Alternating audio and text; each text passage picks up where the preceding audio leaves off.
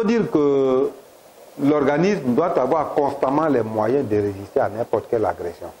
Parce qu'aujourd'hui, c'est vrai, en milieu médical, il a été développé des outils d'investigation qui nous permettent de rentrer en profondeur de l'organisme pour déceler les maladies.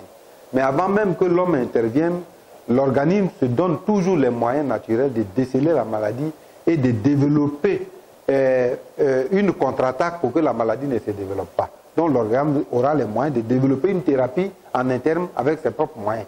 C'est pourquoi nous disons en agrothérapie que l'homme est son propre médecin. L'homme est son propre médecin.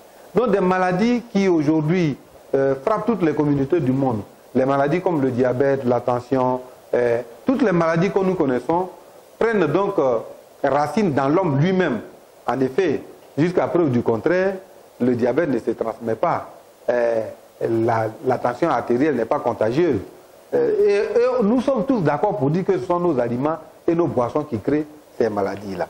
Donc, l'agrothérapie ne propose pas de médicaments pour traiter une maladie donnée. L'agrothérapie ne propose donc pas de médicaments pour soigner, comme on dit généralement. Je l'ai précisé tantôt, l'agrothérapie ne soigne pas. L'agrothérapie fait en sorte que chaque organisme puisse s'auto-protéger contre n'importe quelle maladie. Et l'agrothérapie fait en sorte que chaque organisme puisse avoir les moyens de s'auto-traiter, c'est-à-dire faire en sorte de se débarrasser de n'importe quelle maladie.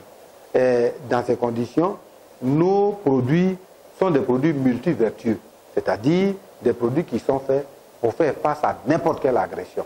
Voilà. Donc ici, nous n'avons pas, en agrothérapie, on n'a pas une démarche symptomatique, c'est-à-dire une démarche qui vise une maladie donnée. En agrothérapie, nous avons une démarche causale, une démarche qui prend en compte la cause de la pathologie et non le symptôme.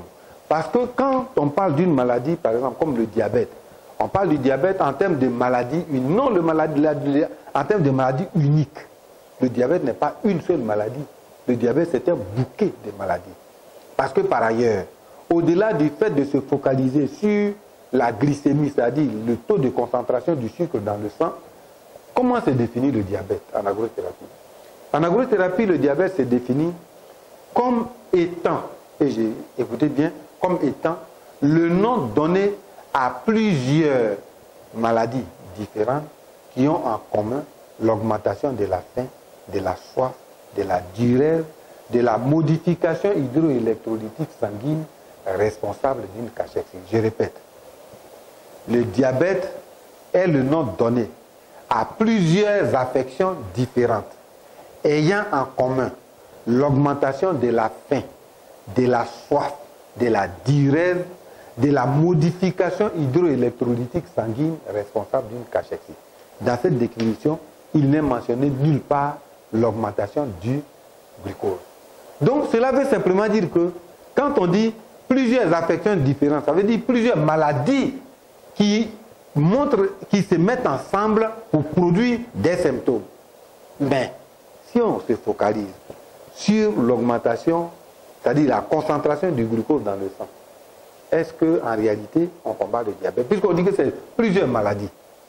Et dans notre développement thématique plus tard, nous allons nous appesantir sur le diabète. Pourquoi? Il faut prendre le diabète dans la base, c'est-à-dire dans sa partie causale, et non le diabète dans sa partie symptomatique.